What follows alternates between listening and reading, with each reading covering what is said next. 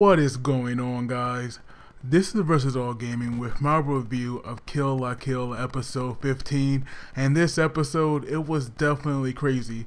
So it starts off with us still being in Osaka, and we see Tsumagu, and he's heading to the battlefield, and he was making a note about how Sasuke was actually going around destroying this city, because we see that it's definitely in a mess.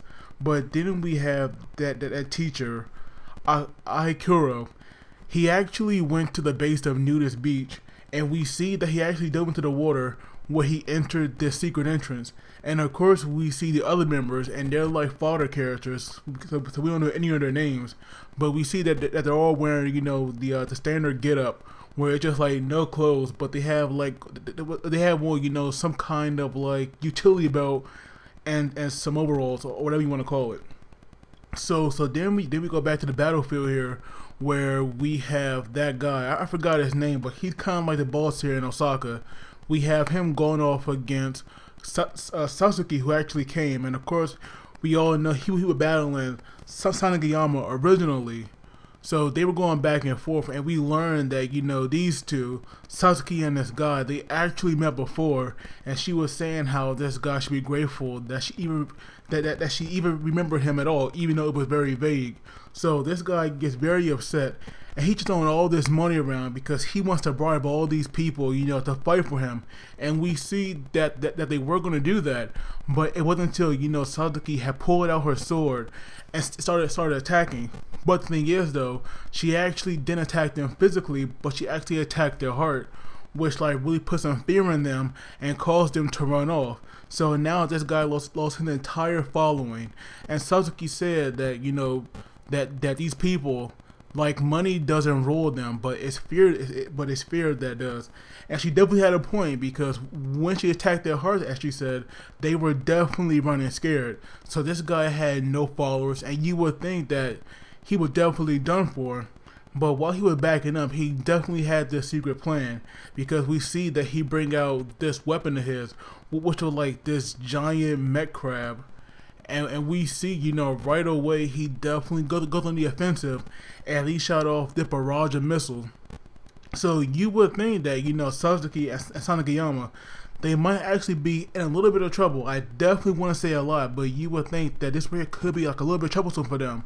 But it actually wasn't, because we have Ira who appeared, and we see that he's rocking a new uniform, and he protected them. And you could definitely see that different, because now you see that their stars, they're rather like a golden color. And of course the guy that actually works on this uniform, he also bought Sanagayama's, and when he changed into it, his definitely look cool. I'm definitely like his new regalia, or, you know, his uniform. I'm definitely liking this one more than the old one, because the old one, or the original one, it was just bulky for like no reason, but this one, it definitely fits his body more in his fighting style. So I'm definitely liking it. So of course he was gonna deal with this guy, because he was the original opponent anyway. So it made sense for him to handle it rather than the other Elite Four to get involved. So now we have him fighting this guy in this crab mech, and their battle, it was alright. I wouldn't say, you know, it was good or outstanding, but their fight, it was alright. And so we see that like this guy had a secret attack where he had this slime that he covers Sanagayama in, and he was saying that, you know, once it's on him, it actually won't come off.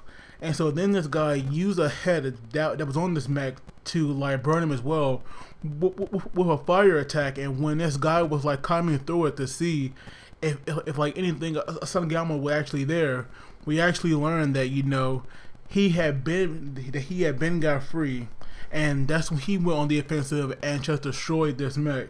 And it was definitely funny how he kept putting a sword, you know, in this hole in the mech, even though, you know, that right there could be taken the wrong way. He at least got the job done and just wiped the floor with this guy. So now that he lost that, he had nothing left. But Sasuke wanted to know, you know, how did he find, you know, a way to combat these uniforms, because we all know that Sasuke people, they should be the top dogs here. But in that mech, he was able to like wipe out those fodder students. So even though he could beat these like random uniform users, he definitely couldn't beat, you know, a character like Sanagayama. But right before she could like finish this guy off, we have Ryoko who appeared. And of course, she actually wanted to get that final piece back. And we see that her and Sasuke, when they started fighting, they were actually on equal footing.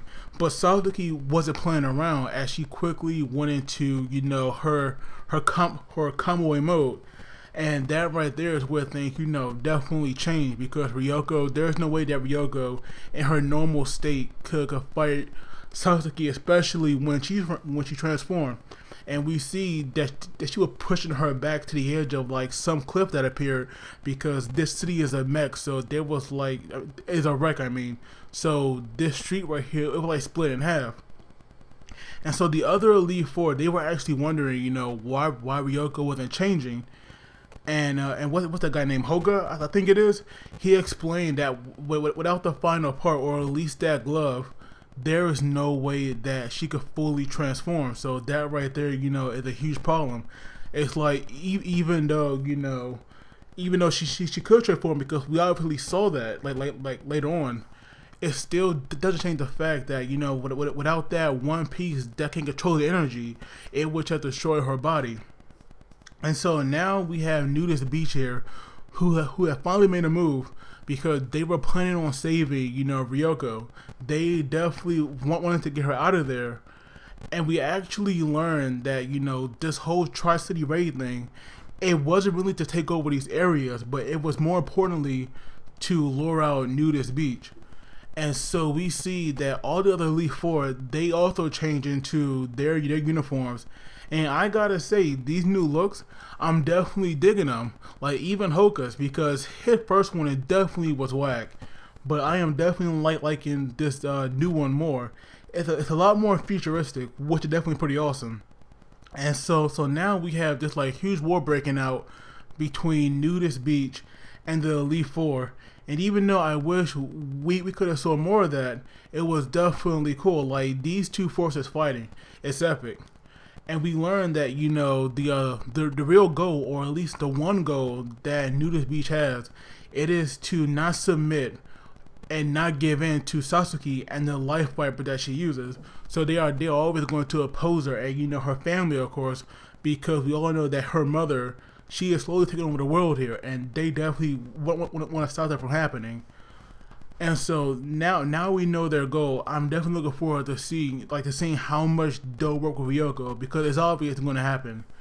But Sasuke actually got this idea. Well, Ryoko had it, because we see that he put the pieces back together, and he just needed that glove, you know, to be complete. And so Ryoko, she actually got this idea to actually transform, even though it was still being incomplete. And we see when she does that, her hand was actually burning. It's kind of like when she went on a rampage, and we saw that her body was so hot. So that energy, it is just too much. And even though Senketsu, even though he said that she wouldn't last a minute, she definitely had enough time to get that one part back. So now that she's complete, we got this epic battle, and I was definitely digging it. It was cool to see that Ryoko had used the old techniques, or like transformation that we saw back when she like fought against the Elite Four. Now, even though they weren't really effective, it was still pretty cool to see them. And we see that once she lost her sword, or, you know, the scissor blade, she had tried to get away by flying off. But then we had Nonan, who quickly went to Sasuke and you know, and carried her to where Ryoko was. So then we had this aerial battle like going on, and it led to this skyscraper.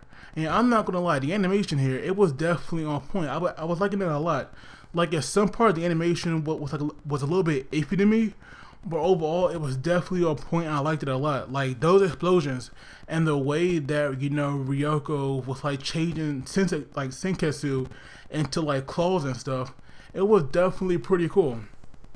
I am liking, you know, that she is getting stronger, and she is getting close to Sasuke's level. Like even though she's not going to beat her just yet, she is, you know, slowly reaching her level of strength. So when they do go all out for good, it's definitely going to be a good battle.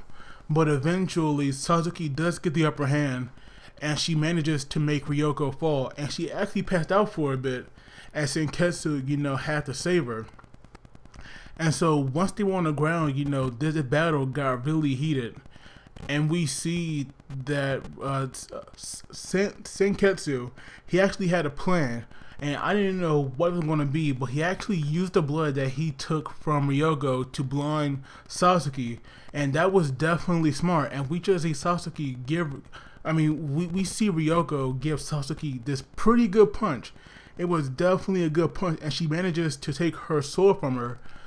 But even though Sasuke looked like she was going to lose, she actually had another plan where she used Junketsu to like make it into a very sharp blade, I guess you can say, and had it pointing at Ryoko. So they kind of had, you know, each other, like to the point where if they attack, it would be like a double-edged sword. But Ryoko notices that like all of them are in trouble, because we have Mako, who was trying to get back her scissor blade, like back to Ryoko, but she was being blocked by Ira. We have Tsumagu, who was fighting Hoka, and then we have Nudist Beach, who was dealing with who was it? Wait, it was Sanagiyama. That's it. It was Sanagiyama versus Nudist Beach, because he was the one that was fighting Aikiro, so he would definitely keep them in check as well. So now, like, nobody knows where Nonan is, but Ryoko actually make this deal with Sasuke that if she, you know, retreat with her men, then she'll let her go. And they actually, you know, manages to agree on this term. And Ryoko actually gives her back her sword, because Sasuke would let her keep it at one point. So once Sasuke was retreating, Nonan had actually launched a secret attack on their base, and she actually destroyed Nudist Beach base. So their like real objective, it definitely worked, because not only did they lose a few members, but now the base is gone. But of course, the most prominent members here were Aikiro and Tsumagu. But I do wonder, will we see some more important members of Nudist Beach besides these two? Because those fodder characters, they really don't matter. But at least now, Aikiro, he is going to let Ryoko know everything. So I'm definitely looking forward to that. Like I want to see how much she knows, and I definitely want to see, you know, what kind of flashback we'll get from whatever she's going to tell her, because that would just be very interesting. But like I said, this episode, it was definitely good. I liked it a lot, and hopefully you all did as well. But as always, please do not forget to like the video and subscribe, because that really helps me out. And you guys take it easy, and I'll see you all next time.